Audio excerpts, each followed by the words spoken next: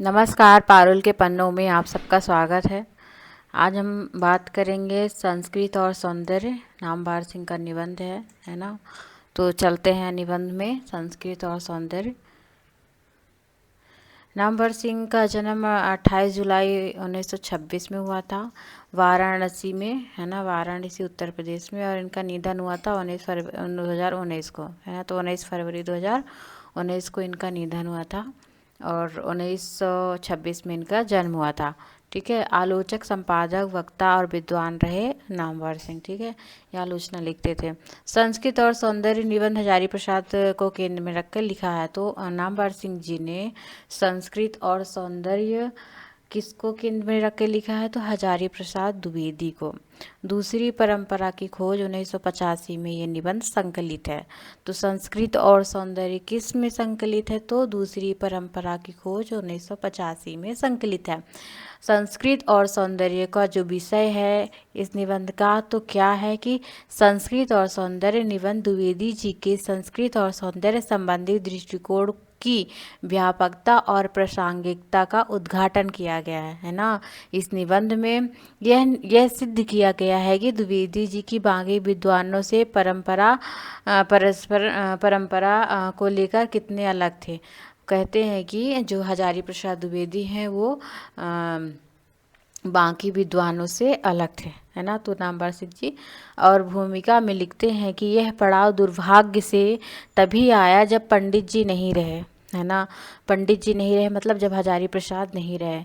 यह पड़ाव दुर्भाग्य से आया। अगर ये पूछे जाएगा कि किसकी वो भूमिका में लिखा गया या किस निबंध की, तो आप लोग देख लेना। ठीक है। यह छोटी सी रचना पुस्तक,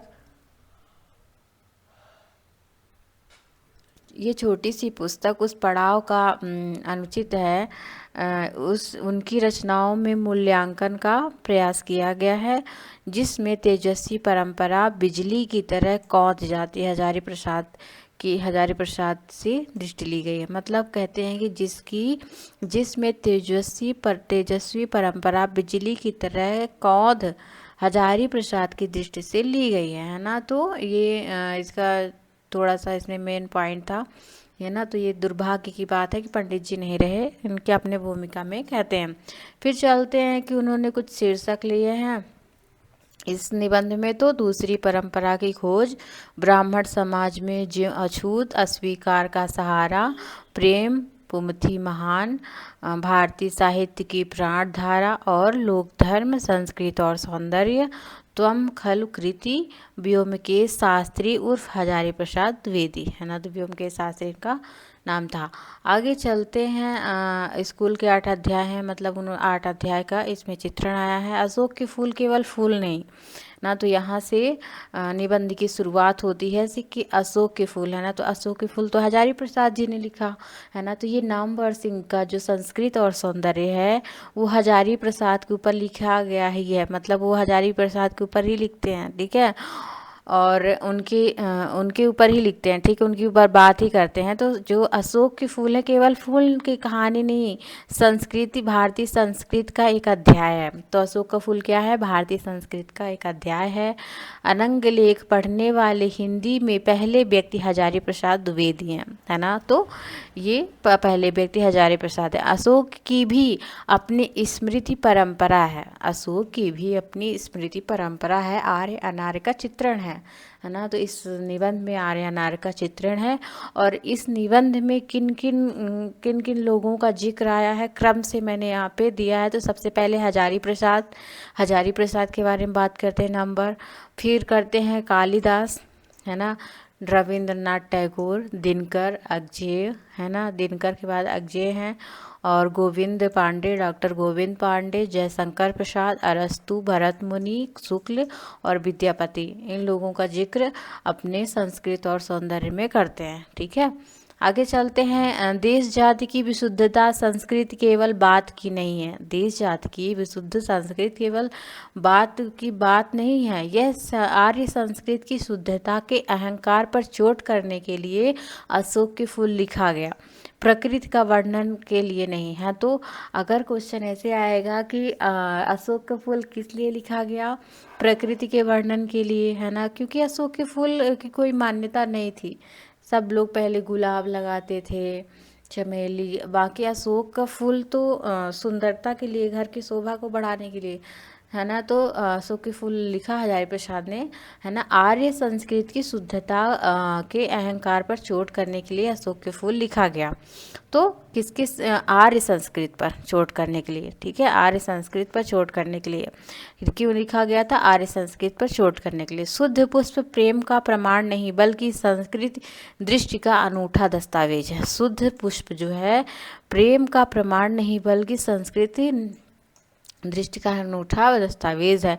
रविंद्रनाथ टैगोर ने भारत को महामानव सागर कहा, है ना। तो महामानव सागर किसे कहा गया है, तो भारत को, जो भारत देश है उसको महामानव सागर किसने कहा, रविंद्रनाथ टैगोर ने। दिनकर के संस्कृत अध्याय का चित्रण आया इस निबंध में। संस्कृत और सौंदर्य में दिनकर जी के संस्कृत और के 4 अध्याय में बात की गई है। अज्ञेय की काव्य की खोज में, अज्ञेय ने कहा काव्य की खोज में उनका आग्रह मिस्र संस्कृत की खोज में था, है ना। क्यों मिस्र संस्कृति में लगे हुए थे, यहाँ पे मिस्र संस्कृति की बात आई है, ठीक है।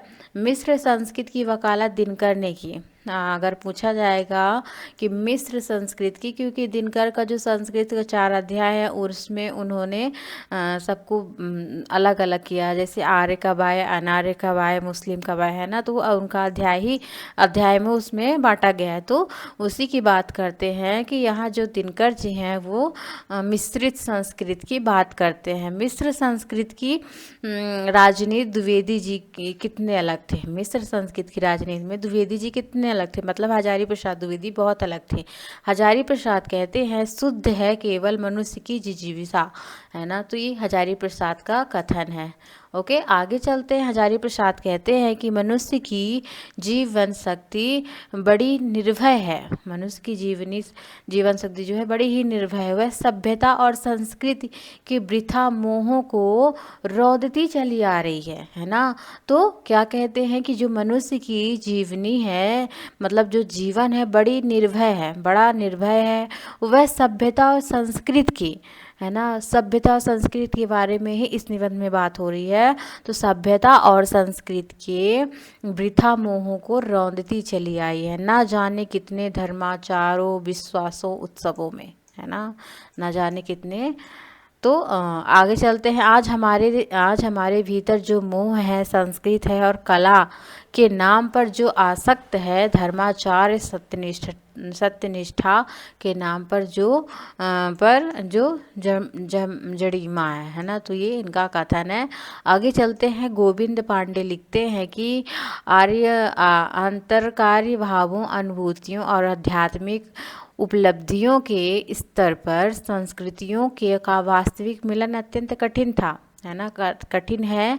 हीरानंद शास्त्री स्मारक व्याख्यान माला में सामाजिक संस्कृति का विरोध किया गया। तो सामाजिक संस्कृति का विरोध कहाँ हुआ था, हीरानंद शास्त्री स्मारक में हुआ था। संस्कृति क्षेत्र में आदान प्रदान होता है, ठीक है।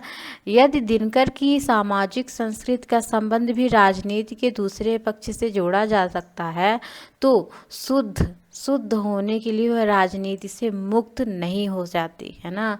दिनकर जी का अगर सामाजिक संस्कृति का संबंध राजनीति के दूसरे पक्ष से जोड़ा जा सकता है, तो शुद्ध होने से ही वह राजनीति से मुक्त नहीं हो सकती है ना।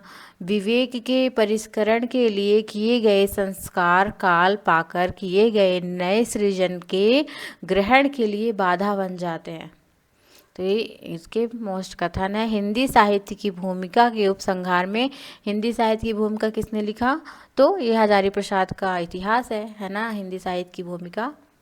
उन्होंने उपसंहार में क्या उन्होंने लिखा, आए दिन श्रद्धापरायण आलोचक यूरोपीय मत है ना, यूरोपीय मतवादों को ढाकिया देने के लिए भारतीय आचार्य विशेष का मत उद्धृत करते हैं। मतलब यहाँ पे जो भी हजारी प्रसाद ने अपनी किताब लिखी है उसके सबका चित्रण आया, और यहाँ पे नामवर सिंह ऊपर से ये लिखते हैं कि मैं उनके जो भी ग्रंथ है उसको लेकर नहीं लिखा, मैं तो हजारी प्रसाद को लेकर लिखा हूँ। ठीक है, अगर तो उनके पुस्तकों का जिक्र इसमें हर पुस्तकों का जिक्र आया, चाहे वो उपन्यास हो है ना, चाहे उनके निबंध हो है ना।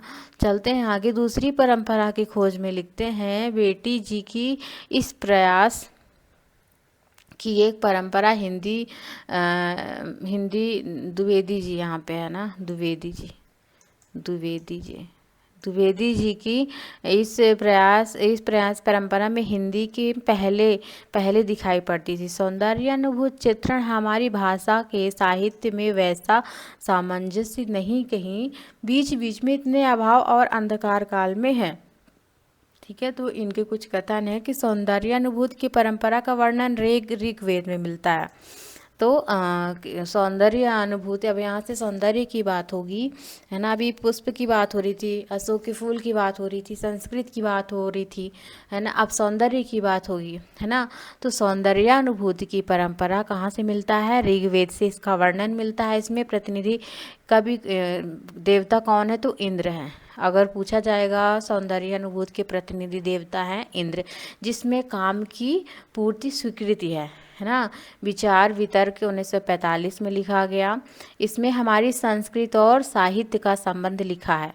इसमें क्या लिखा है? हमारी संस्कृत और साहित्य का संबंध। कालिदास की लालित्य माधुर्य व्यंजना की छटा है। कालिदास जो हजारी प्रसाद थे उनके प्रिय कवि कौन थे? कालिदास है ना। तो कालिदास लालित्य माधुर्य व्यंजना की छटा है। आगे चलते हैं, साची भरहुत आदि के चित्रकार यक्षों और नागों की पूजा करने वाली सौंदर्य प्रिय जाति है। कौन है? नागों की जो पूजा करने वाले, यक्ष और नागों की पूजा करने वाली एक सौंदर्य प्रिय जाति है ना। सौंदर्य को लेकर प्रसाद और हजारी ने दोनों, मतलब शंकर प्रसाद और हजारी प्रसाद द्विवेदी ने भक्ति को छोड़कर मतभेद नहीं है ना, भक्ति काल को छोड़कर मतभेद नहीं है। क्या प्रसाद संस्कृत के सौंदर्यबोध को विकसित होने की मौलिक चेष्टा है? प्राचीन भारत की काल, मतलब जो प्राचीन भारत है, प्राचीन भारत का काल विलास 1946, मतलब काल 1940, विलासिता, उसमें लिखा है कि विलासिता और कलात्मकता दोनों ही विलासिता का एक वस्तु नहीं है ना। विलासिता और कलात्मक विलासिता एक वस्तु नहीं है यहाँ पे ये। और थोथी विलासिता भूख रहती है। थोथी विलासिता में क्या है? भूख रहती है। तो भूख कहाँ रहती है? थोथी विलासिता में है ना। कलात्मकता विलासिता और संयम और शालीनता चाहती है। तो कलात्मकता क्या चाहती है? तो कलात्मकता जो है वो संयम और शालीनता चाहती है। संयम शालीनता कहाँ है? कलात्मकता में। जो जाति सुंदर की रक्षा और सम्मान करना नहीं जानती, वह विलासिता भले ही हो पर कलात्मकता विलासिता उसके भाग्य में नहीं बदा होता। ये बहुत इंपॉर्टेंट कथन है। ठीक है, और यहाँ पे बाणभट्ट, मतलब हजारी प्रसाद के जो उपन्यास हैं, बाणभट्ट की आत्मकथा, चारुचंद्र लेख, पुनर्नवा, अनामदास का पोथा, चारों का ही इसमें उन्होंने संस्कृत और सौंदर्य में इसका उल्लेख किया है। ठीक है, सात्विक सौंदर्य वहाँ है जहाँ चोटी का पसीना एड़ी तक आता है। सात्विक सौंदर्य कहाँ है? अब सौंदर्य की बातें हो रही है ना, तो सौंदर्य कहाँ है? जहाँ चोटी से एड़ी तक पसीना आता है। नित्य समस्त विकारों को धोता रहा पसीना बड़ा पावस तत्व है मित्र।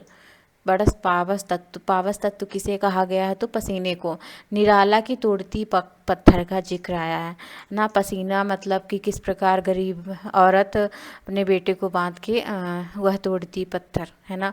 तो पावस मतलब गरीबी का चित्रण है। रविंद्रनाथ के शांति निकेतन का चित्रण आया हुआ है।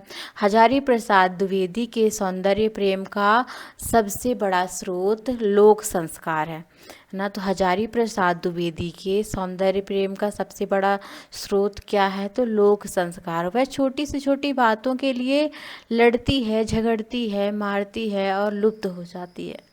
जीवन को सुंदर ढंग से बिताने के लिए जीवन का एक रूप आवश्यक है ना। जीवन को सुंदरतम ढंग से बिताने के लिए जीवन का एक रूप होना आवश्यक है। परंपरा और आधुनिकता में क्या बात करते हैं, परंपरा आधुनिकता में बात करते हैं कि जो मनुष्य को उसकी सहज वासनाओं और अद्भुत कलाओं के राज्य से वंचित करके भविष्य में उसे सुखी बनाने के सपने देखता है, वह ठूठा कठमुल्ला है।